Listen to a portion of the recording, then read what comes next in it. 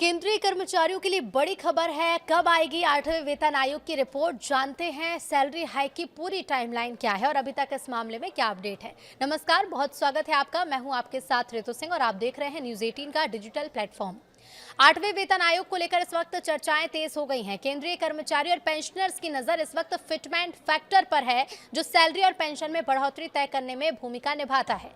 अब सबसे बड़ा सवाल यह है कि कब इसका ऐलान किया जाएगा। तो बता दें कि 8वें वेतन आयोग के तहत फिटमेंट फैक्टर और सैलरी हाइक का ऐलान अगले साल जून या जुलाई के आसपास होने की संभावना है। इतिहास ये बताता है कि केंद्र सरकार जब भी कोई नया वेतन आयोग गठित करती है तो उसकी समीक्षा, हितधारकों के साथ बातचीत और अंतिम रिपोर्ट तैयार करने में कम से कम 18 से 24 महीने यानी कि 1.5 से 2 साल का समय लगता है।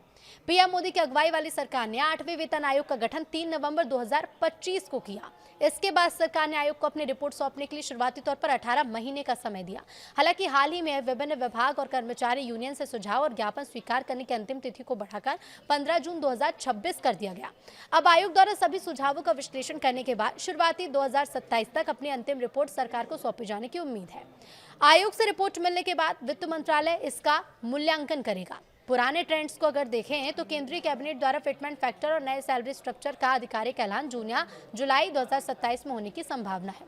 बताया जा रहा है कि आयोग 2.64 से 2.86 के बीच फिटमेंट फैक्टर तय कर सकता है और इस हिसाब से मिनिमम बेसिक सैलरी में 47,500 रुपए से 51,500 के दायरे में बढ़ोतरी हो सकती है।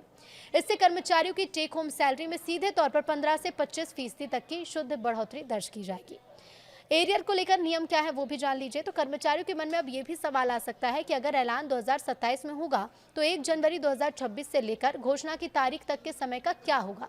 तो केंद्र सरकार का ये नियम है कि नया वेतन आयोग हमेशा अपनी तय तिथि, जो कि इस बार 1 जनवरी 2026 से ही प्रभावी मानी जाएगी, यानी कि जून या जुलाई में जब कैबिनेट की इस पर मुहर लग जाएगी तब से बढ़ी हुई सैलरी मिलनी शुरू हो जाएगी। इसके साथ ही 1 जनवरी 2026 से लेकर लागू होने वाले महीने तक की पूरी बढ़ी हुई रकम यानी कि बेसिक पे प्लस डीए कर्मचारियों और पेंशनर्स को एरियर के रूप में एक साथ दिया जाएगा।